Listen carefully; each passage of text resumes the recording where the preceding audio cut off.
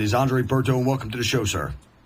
Thank you, man. Appreciate y'all for having me. Andre, how great, I probably asked you this before, but I'll ask you again, because it's got to be one of the greatest thrills in the world to represent your country in the Olympics. Definitely. I mean, it's a dream come true for me. Something that I've always, envisioned myself doing as a young kid, and I put that, the hard work behind it, and I was there, walking an opening ceremony, so it was great. Was that the coolest thing, the opening ceremony? I mean, besides getting there and all that, but that opening ceremony. Yeah. I mean, opening ceremony definitely was the coolest part of it. It was just amazing. Just growing up, just watching it on TV, it looked spectacular just from the couch, but actually being in it just felt like you were in the movie. It was crazy. And Andre, I know you had some frustrations regarding your Olympic experience and so forth, especially wanting to represent the USA originally. Hey, as a professional, I don't see a whole lot of frustrations. I see a lot of hard work, and you've certainly earned your way to the spot that you are in January 30th against one of the best in the sport, Shane Mosley. Tell us about that, your preparations, and how eager are you for this fight? Preparation's been great. I'm definitely eager about the fight. I'm stepping in the ring with, the future Hall of Famer. Somebody I always looked up to, as an amateur. And I still do now to this day, but, I put all the hard work in, and now here's the time. Now it's time to put it all in play. So, it's time to separate the men from the boys now. Now, Andre, is this fight happening at the right time for you, especially regarding your development as a fighter? You go from prospect or outstanding amateur, then you go from prospect, and then you get contender, then you win a title. You've defended it a couple times against some good fighters like Stevie Forbes and Luis Collazo and Juan Urango, and now you're stepping up to that elite level. Is it the right time to make that step regarding your development as a professional fighter? Yeah, I believe so. I mean, the great thing about me is, the people, pretty much they got a chance to watch me grow and develop, on TV pretty much. HBO picked me up early, and they got a chance to really watch me develop, from like my 14th, 15th fight, on to now. So, everybody, they pretty much watched the progression. They watched me go from prospect to contender, the world champion, and to now, I'm at the point right now where I've learned a lot, I've done a lot, I've got, some experience with some great fighters, and now it's time to jump in the deep end of the pool. So, and I believe Shane is probably one of the best, pound for pound of our generation. So, if I'm going to do it, I'm definitely, I'm not going to half step with it. I'm going to jump right in. I want to follow that up with this. Developmentally speaking, still as a fighter, let's say a year ago this time, if you'd have had this opportunity, how much more do you feel you're ready now as opposed to if it happened a year ago? I mean, how much have you learned and grown since you've won the title over the past year? At the boxing game in general, it's not just physical. I mean, probably a year ago, I probably still could have thought, man, I could still compete with anybody.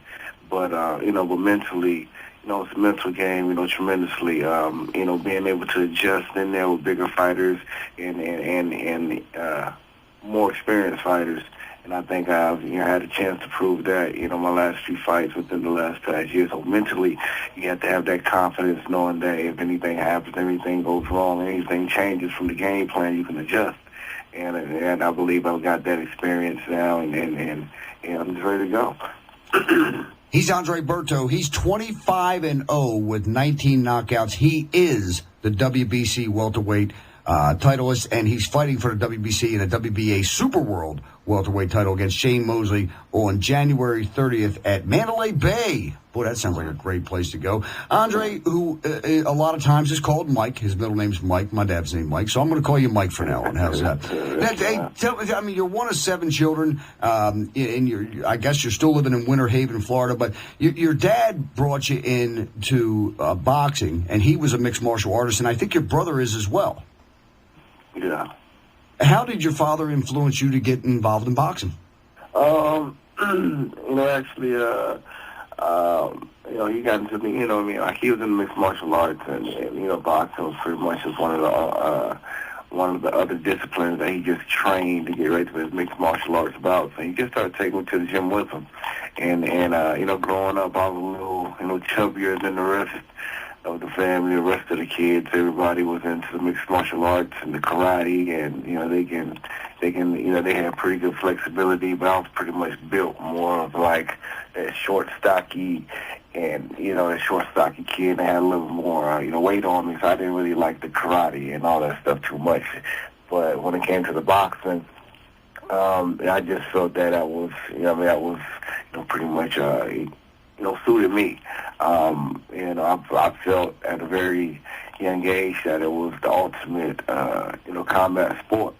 And I just stuck to it. I just wanted to go, way left field from what everybody else was doing in the household. And just ever since I stepped in there, I got beat up the first time. I sparred a couple times. I fell in love with it, so stayed at it. How many arguments do you get in with your siblings and your dad about boxing versus the mixed martial arts and the boxer versus the mixed martial artist? Do you guys have those debates?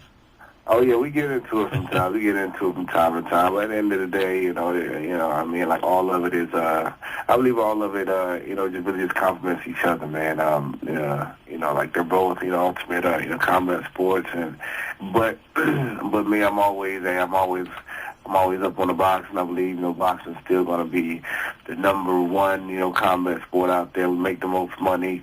We still have hardcore boxing fans, so boxing is going anywhere. It's Andre Berto, the WBC welterweight champion, joining us on the Ballroom Boxing Report. Big fight January 30th against Sugar Shane Mosley. Now, I asked you if this was the right time for you.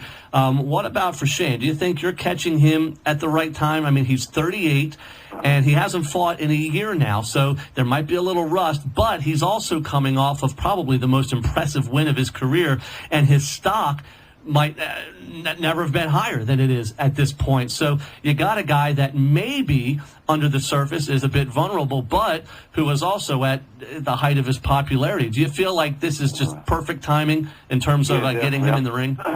Yeah, I believe so. I believe this is just perfect timing right now. Shane, he is a little older, within a year, and he's one of those type of fighters there. I mean, even though his age is there, he always stays in shape. And he always has that little bit of youth about him.